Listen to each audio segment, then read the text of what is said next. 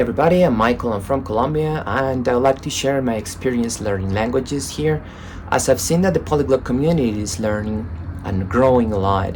So here I am again. Some of you have met me before, some of you have not. Most of people tell me that I should have done this a long time ago, but now I'm doing it, so you can smile. In any case, let's just go about it. I have studied most of my languages by myself. I did not really get along with my teachers in the past, so I decided to do it myself, and I noticed that it was very, very interesting. So I started learning English since I was a kid, influenced by my family and my country, and here we learn a lot of English. So after school, I always used to just go to my notebooks and study and write, and just because I enjoyed it. I remember I used to play some video games that were only in English, so I really had to translate them in order to understand. That was how everything began, and then I just did it every day. I really liked studying and enjoying studying English, so it became very easy. When I graduated from school, I got like a B2 certificate from the school, and it was really good for me. So after that, I decided to continue learning. I felt that I could do it easily, so I just continued. When I was 16, I finished school, and then I just continued studying. It was really nice. Then I decided to get a certificate.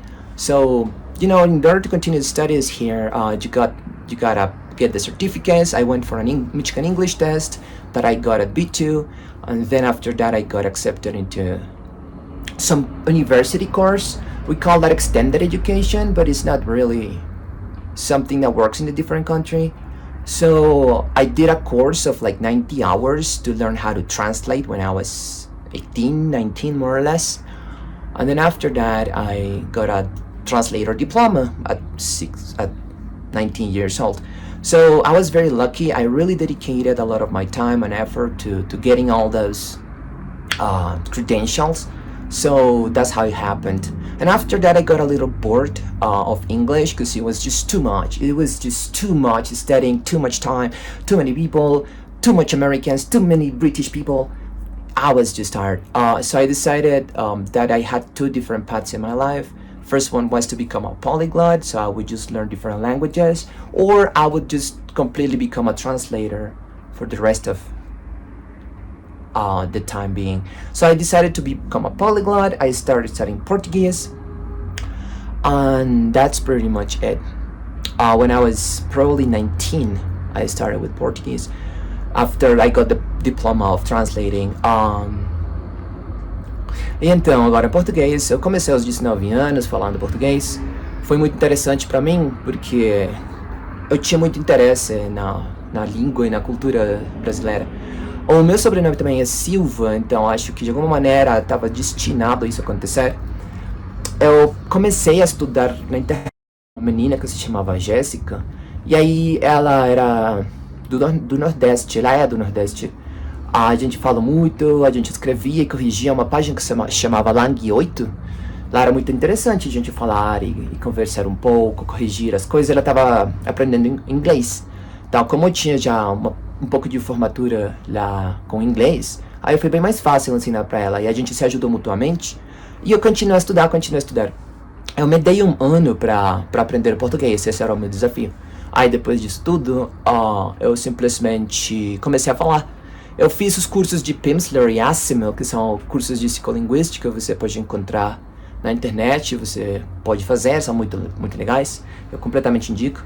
E aí, simplesmente, tudo aconteceu. Eu não conseguia falar muito bem, também português tem esses sons diferentes, que não tem nem no inglês, nem tem no espanhol. Então, realmente a pronúncia atrapalhou um pouco no começo. Já depois continuei. O ritmo também era muito difícil, porque ninguém fala português como brasileiros, né? Então, eu falando inglês desde muito criança e falando espanhol nativo, tinha muita dificuldade em entender como é que eles falam, entender essas expressões, porque tudo muito diferente lá. Então, basicamente foi isso. Depois disso, eu senti que conseguia utilizar a língua para trabalhar. E graças a Deus, eu fui conhecer uma das melhores pessoas que conheci na minha vida, que são os italianos. Os italianos, eles me deram uma oportunidade para ver se realmente conseguia trabalhar com a língua, com português especificamente, porque eles já sabiam que eu tinha inglês. Então, eles me deram a oportunidade de ensinar inglês e também de ensinar português. Eles foram muito, muito amorosos comigo, me deram a oportunidade de desenvolver de ensino para conseguir ter o trabalho e ensinar as 3 línguas, no caso, espanhol, português e inglês. Aí eles me deram um tempo de prova e eu passei com certeza. Basicamente tive que dar umas aulas de teste e as pessoas gostaram das aulas, os italianos me amaram. Aí a gente ficou trabalhando e passaram 2, 3 anos eu ensinando antes de começar a aprender francês, que seria a minha 4ª língua.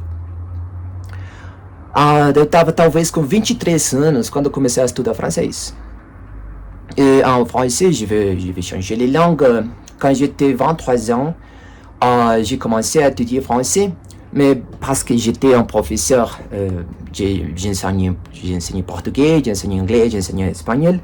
Je n'avais pas beaucoup de temps pour français. Alors, j'étudiais dans mon temps libre. J'ai essayé de trouver des personnes qui parlaient en français, mais c'était difficile parce que mon monde était seulement portugais, seulement anglais. Et en espagnol, il n'y avait pas beaucoup de place pour la vie en français, la joie de vivre.